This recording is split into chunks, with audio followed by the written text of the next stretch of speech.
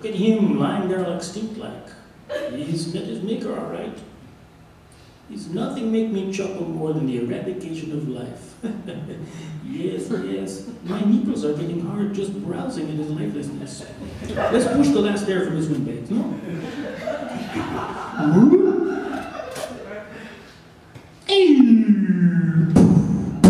60 pounds is my final offer. He leaves. Holy armpit fever. Where am I? My lips be moving. Ha, ha, ha, ha, ha. So much happiness in our little village. Es bueno, es muy, muy bueno.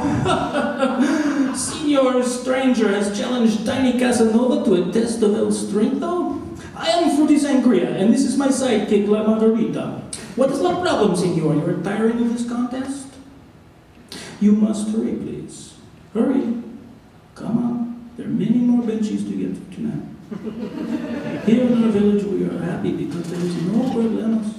Beautiful señorita, this place and that we love with much happiness.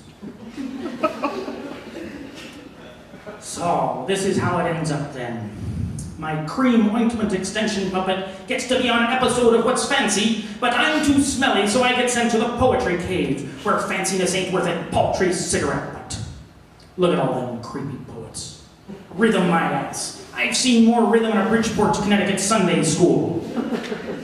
To witness this grotesque display of non-fancy spastic flailing is making me, once the horniest rabbit chihuahua in all of the Yucca Peninsula, shrivel up like a waterlogged Irish potato. Senor, there he is, that's him.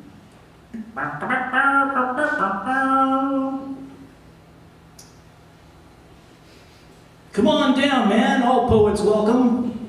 Well, I've been saving it up to fuck a dream, but, quote, then a mouth simply opens, unquote. Alrighty then, alrighty, here's a poem for you. When on a garden farm, they gaily enjoyed all food, the entire group was charmed, all were happily nude.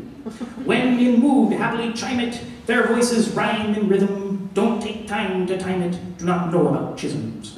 In a local family home at dinner, mother asks God's grace. It does not compare to Rome, but every person has a place. What do you think? Not bad. Well, you see, I've got this plant on me head that wants to die, and it's causing me distress of the most excruciating variety. How's that for a premise for a poem? Have you seen my collected poetry? It was published by UC Press. Holy material plane. Every poem is a stunning jewel. That's my selected to your right.